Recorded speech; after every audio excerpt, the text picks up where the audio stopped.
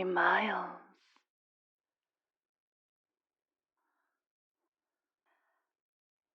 I know you're trying to get away from me. I know you're on the move. You can run, but you cannot hide. Not from me. I've spent too much time tracking you down. I won't let a simple little mishap ruin what I've planned for so long. I was a fool to think you'd accept me. I was a fool to think anyone could love me in the same way that I love them. But at this point, I realized it isn't up to you. It's not your choice whether or not you want to spend time with me. It's not your decision whether you love me.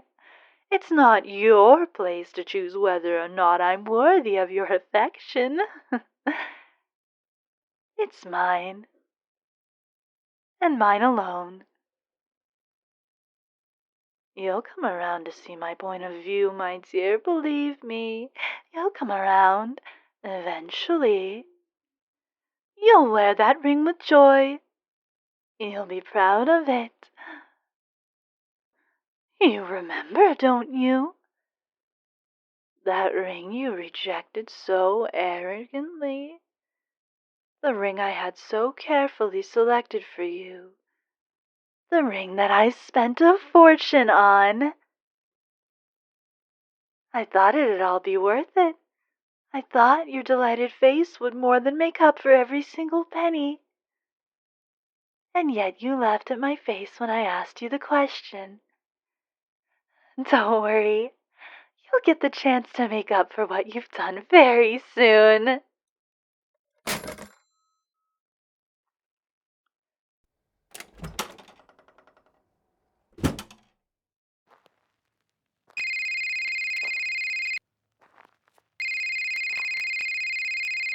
"20 miles.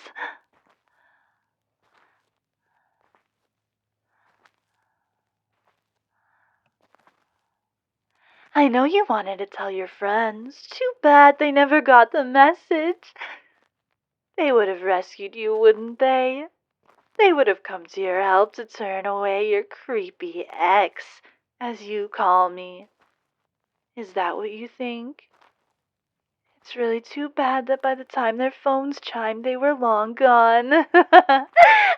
I never really liked them in the first place. Not when we met. Not after you broke my heart into a million pieces. I don't think it's cruel to admit this. After all, it went both ways. I still remember the look on your best friend's face when I first approached you, like I was disgusting. Sickening. Hideous, even. Nothing but a piece of used chewing gum under your heel. I guess that's what I get for falling in love with one of the popular kids. I should have known my place. I should have stayed within my group of nerds and losers. How childish your friends were. Even after high school ended, they never stopped thinking like that. They never managed to outgrow the belief that they were somehow better than others, better than me. I can tell it was them who eventually drove a wedge between us, whispered into your ear like a little devil on your shoulder, ruined what we had. But now those voices are gone. They can't feed you their lies anymore. It's nothing but the truth from here.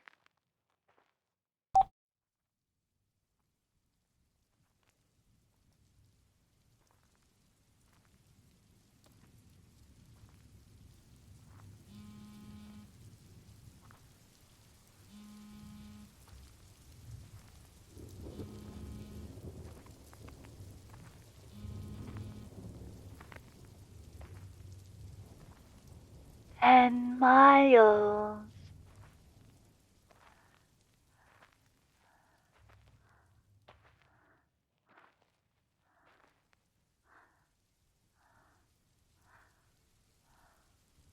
I know how desperately you wanted to call the police. Too bad there's no signal. Strange, isn't it? After all, I can call you just fine. I don't understand why you'd reach out to them anyway. It's not like they had helped you any of the past times you've called. They determined that I am non-threatening, harmless really. You didn't even get that restraining order you begged them for.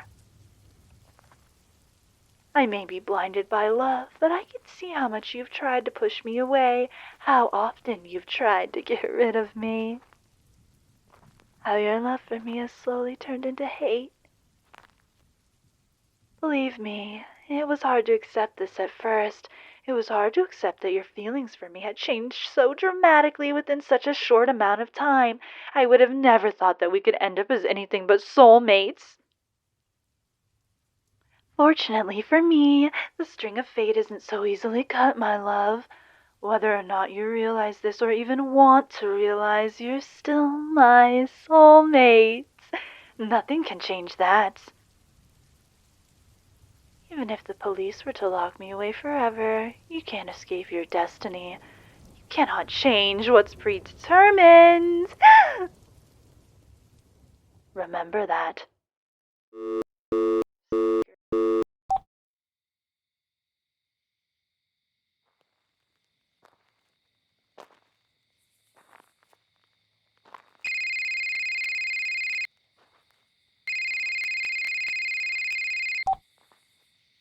5 miles.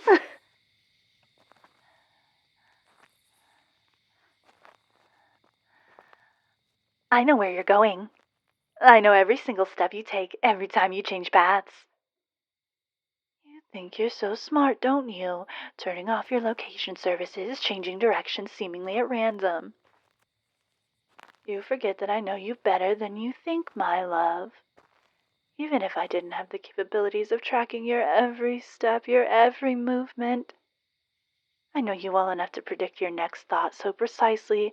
All this technology pales in comparison. I know exactly where you're heading. It's that little cabin in the woods, isn't it? Your safe spot, as you call it. Now, I know you've never told me about it, so you might be a little confused. Let's simply say your family becomes rather talkative when you bring a nice bottle of wine. I know all about your hiding place. Not only its location, but also the heartwarming stories that are attached to it. How you ran off to it whenever you were angry as a child. How you used it as a teenager to seek shelter from your own home when your parents wouldn't stop fighting once again. How you begged your father not to sell the cabin when the rest of your childhood home was to be put up for sale. And how you still go there on occasion whenever you feel the need for some safety, some security. The warmth of the fireplace and the hug of the same old blankets that kept you warm as a child. Only those last parts. I didn't hear from your family. I saw it with my own 2 eyes. You never knew, did you? But I followed you there time and time again. I took great care not to be noticed by you after all. I made sure to hide in the bushes away from the lights. Stayed outside all night long in the freezing cold. And all that just to make sure you're safe. Safe alone at night in the big, big forest. I was worried about you, you see, because whether or not you look at me with so much hate in your eyes, I care about you.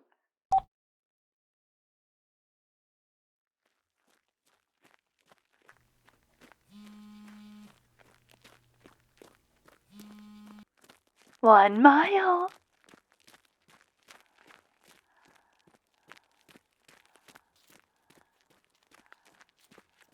I know your biggest fear, dearest. I know everything about you. I know how much you used to love reading all about those crimes. Murder, kidnapping, severed body parts. You've always had this weird fascination with it. You almost religiously studied those interrogation videos, those self-proclaimed experts analyzing every last twitch of an eye. You used to love the morbid and macabre, the clinically insane. You used to go on and on about the psychology of a murderer and what makes a serial killer tick. You used to. It's not so fun anymore when everyone calls your partner a psycho, now is it? When your friend warns you that someday you'll end up in a ditch at the side of some road, clothes torn, hair ripped from your scalp, your face mangled beyond recognition. You used to love those crime shows. But so did I. I took in every second of them just as much as you did, and I memorized every little trick they had to offer. I know your biggest fear, my dearest. I know. It's me.